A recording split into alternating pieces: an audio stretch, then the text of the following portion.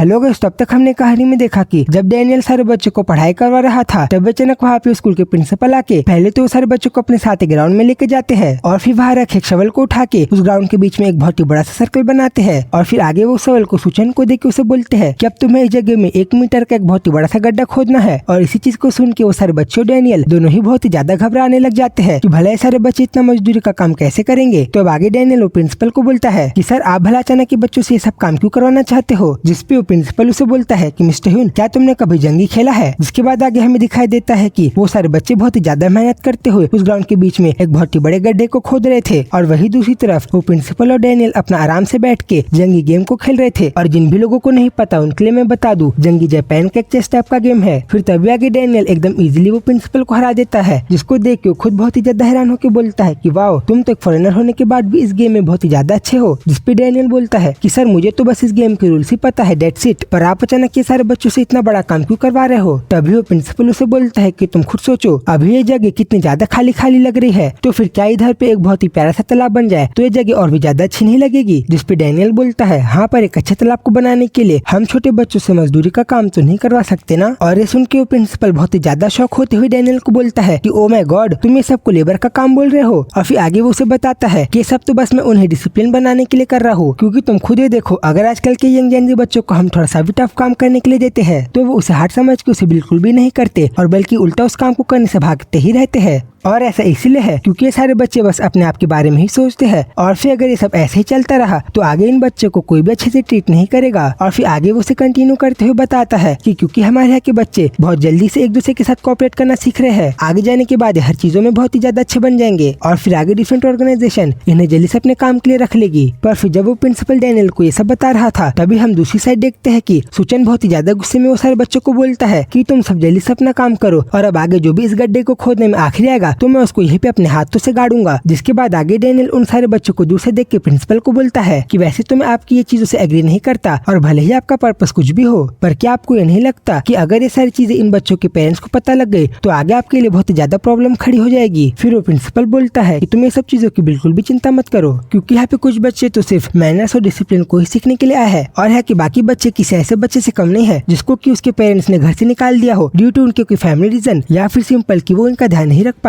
या फिर तुम ये भी कह सकते हो कि सारे बच्चे सोसाइटी और फैमिली दोनों के लिए इतने ज्यादा खतरनाक थे कि वो इन्हें हैंडल कर ही नहीं पाए। इन शॉर्ट मैं बस ये कहना चाहता हूँ कि हम इन बच्चों को कैसे भी ट्रीट करें पर आगे जाके हमें कोई भी परेशानी नहीं पहुंचा सकते। और फिर यही पे डैनियल को समझ में आता है कि उस टाइम भला किसी ने सूचन का फोन क्यों नहीं उठाया था। बट फिर आगे प्रिंसिपल कंटिन्यू करते हुए बोलता है कि इसीलिए अब तुम्हें समझ में आया कि अगर कल की तरह तुम उन बच्चों के साथ इतने ज्यादा लीलियंट पेश आओगे तो आगे जाके वो कितने ज्यादा अनकंट्रोलेबल बन सकते हैं। तभी डैनियल उन्हें समझाने का भी ट्राई करता है कि कल वो उन बच्चों के साथ ज्यादा लीनियंट नहीं था, पर प्रिंसिपल उसकी बात को इग्नोर करके उसे आगे बताता है कि इसीलिए हमें एज ए टीचर उन बच्चों के साथ थोड़ा सा स्ट्रिक्ट बिहेव करके उनके ऊपर अथॉरिटी जमानी चाहिए ताकि वो हमारे हर एक ऑर्डर को माने और ये काम हम उनका एक दोस्त बन के कभी नहीं कर सकते। जिसके बाद आगे डैनियल बोलता है कि ये सब तो ठीक है, पर तुम भला तब क्या करोगे जब तुम्हारे ये सब कहने के बाद भी वो बच्चे तुम्हारे कंट्रोल में नहीं आएंगे। फिर आगे इस बात की रिप्लाई देते हुए वो प्रिंसिपल अपने गेम में अचानक को चल ही रहा था कि तब अचानक से वो दोनों को एकदम जोर से किसी बच्चे की चिल्लाने की आवाज सुनाई देती है। फिर हमें दिखाई देता है कि एक रेड टी शर्ट पहने हुए बच्चे ने उस गड्ढे को खोदते हुए अपने आप को बहुत ही ज्यादा जोर से चोट लगा ली थी। जिसके बाद डैनियल तुरंत भागते उन बच्चों के पास जाके उनसे पूछता है कि भला ऐसी क्या प्रॉब्लम आ गई है जिसके कारण तुम लोग इतना ज्यादा जोर से चिल्ला रहे हो। तभी सूचन उसे बोलता है कि सॉरी टीचर, पर वो बच्चा उस गड्ढे को खोदने के काम में इतना ज्यादा फोकस था कि उसने गलती से उस शवल को अपने पैर में ही मार लिया। और तभी हमें दिखाई देता है कि उस बच्चे की पैर की चोट कितनी ज्यादा भयानक थी।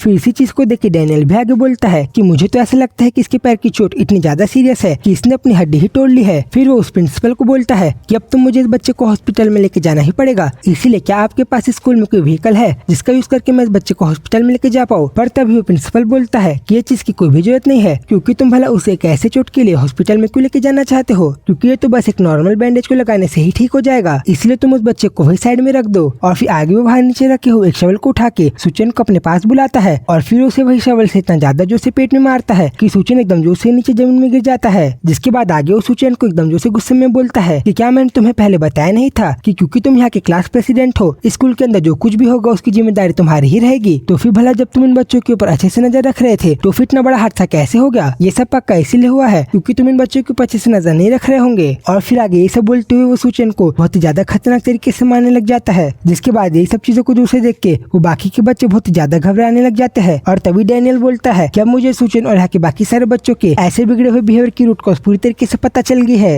और इसका रीजन है जॉइंट रिस्पॉन्सिबिलिटी, या फिर अगर मैं दूसरे शब्दों में कहूँ तो अगर यहाँ के बाकी छोटे बच्चे कोई भी दिक्कत या प्रॉब्लम खड़ी करते हैं तो उसकी जिम्मेदारी सीधा सूचन के ऊपर जाएगी क्योंकि वो यहाँ का क्लास प्रेसिडेंट है और इसी कारण से गलती चाहे कोई भी करे पर उसकी सजा और मार सबको सूचन को ही मिलेगी। और इसी वजह से यहाँ के वॉयलेंस का फ्लो एक नदी की तरह ऊपर से नीचे बढ़ते ही जा रहा है। जैसे पहले वो प्रिंसिपल किसी भी चीज की सजा वॉयलेंस के सूचन को देगा और फिर आगे बाद में ठीक ऐसा ही सूचन अपने जूनियर के साथ करेगा। और जब डैनियल हमें ये सब बता रहा था तब हम देख पा रहे थे कि जब सूचन को प्रिंसिपल बहुत ही ज्यादा बुरी तरीके से मार रहा था तब वो कितने भयानक तरीके से अपने जूनियर बच्चों को देख रहा था, जिससे उन्हें भी समझ में आ गया था कि उनके गलती के कारण सूचन को अभी कितना ज्यादा मार खाना पड़ रहा है। जिसके बाद वो प्रिंसिपल डैनियल को बोलता है कि मिस्टर हुन, क्या तुम्हें दिखाई दिया कि यहाँ के बच्चों को कैसे हैंडल किया जाता है? तुम बस यहाँ के एक बड़े बच्चे को कंट्रोल में लाओ, जिसके बाद आगे देखना कैसे उसके ऑर्डर को मानते हुए बाकी के छोटे बच्चे अपने आप डिसिप्लिन में आ जाएंगे। और फिर उस सवाल को उसे देते हुए बोलता है कि ये लो, अब तुम खुद ये चीज को ट्राई करो ताकि तुम्हें भी ये चीज करने की आदत लग जाए। फिर तभी डैनियल को बाजी की वो बात याद आती है कि कहीं तुम सूचन के लिए कोई सिंपैथी या फिर दया की भावना तो फील नहीं कर रहे? जिसपे वो बोलता है ऐसा तो बिल्कुल भी नहीं है, क्योंकि जब सूचन अभी मार खा रहा था तब मैंने उसे नहीं बचाया, क्योंकि भले ही उसका रीजन कुछ भी हो पर अब तक उसने अपने जूनियर बच्चों के साथ जो किया है उस चीज की सजा तो उसे पूरी तरीके से मिलनी चाहिए। पर मेरा यहाँ आने का जो एम था कि मैं यहाँ हो रहे प्रॉब्लम के जड़ तक जाके उसे सॉल्व कर पाऊँ, वो फाइनली कंप्लीट हो चुका है, क्योंकि अब मुझे फाइनली ये पता चल गया है कि भला यहाँ के बच्चे ऐसे बिहेव क्यों कर रहे हैं। इसलिए अब ये सब चीजों की सबसे बड़ी सजा ये सब चीजों को करवाने वाले को ही मिलनी चाहिए। और फिर यही बोलते हुए डैनियल उस शवल को उठा के उसे एकदम गुस्से में उस प्रिंसिपल की तरफ करने लगता है, जैसे कि अब वो इससे उसे एकदम बुरी तरीके से मारने वाला है। जिसके बाद तो खुद बहुत ही ज्यादा घबरा गया था और फिर उसे बोलता है कि मिस्टर ह्यून, कहीं तुम सही में इसे मेरी तरफ करके मुझे इससे मारने तो नहीं वाले हो? जिसके बाद अगले ही सेकंड डैनियल एकदम गुस्से में उस शवल को चलाता है और फिर आगे हमें दिखाई देता है कि उसने वो शवल को इतना जोर से जमीन में मारा था कि वो पूरा टूट गया था। और ये देख के तो प्रिंसिपल और सूचन दोनों ही बहुत ज्यादा हैरान हो गए थे। फिर प्रिंसिपल तुरंत डैनियल से पूछता है कि मिस्टर ह्यून, भला ये सब क्या है? जिसपे वो बोलते कि प्रिंसिपल, मैं अभी इस वक्त काम को छोड़ के जॉब को रिजाइन कर रहा हूँ। और फिर वहाँ से जाते हुए बोलता है कि ये सारी चीजें बहुत ही ज्यादा अनबिलीवेबल है। छोटे बच्चों से फोर्सफुली लेबर का काम कराना, बड़े बच्चों को उनके जूनियर बच्चों को इनडायरेक्टली बुली करने के लिए बोलना, और जब एक छोटा बच्चा बहुत ही ज्यादा बुरी तरीके से घायल हो गया है तब उसे हॉस्पिटल में भी लेकर ना जाने देना। इसलिए अब मैं ऐसी बेकार सी जगह में थोड़ा भी देर और नहीं रह सकता। जिसके बाद उसे ऐसा बोलते हुए वहाँ से बाहर जाते देख वो प्रिंसिपल बहुत ही ज्यादा घबरा जाता है कि भला उसके वो पैसों का क्या होगा जो उसकी डैनियल के हराने पर बाजी उसे देगा। पर फिर इसी के साथ ही वीडियो ये पे खत्म होती है। तो इसका अगला पार्ट भी बहुत ही जल्दी आ जाएगा, तो उसको देखने के लिए चैनल को सब्सक्राइब कर लो। तब तक के लिए बाय बाय।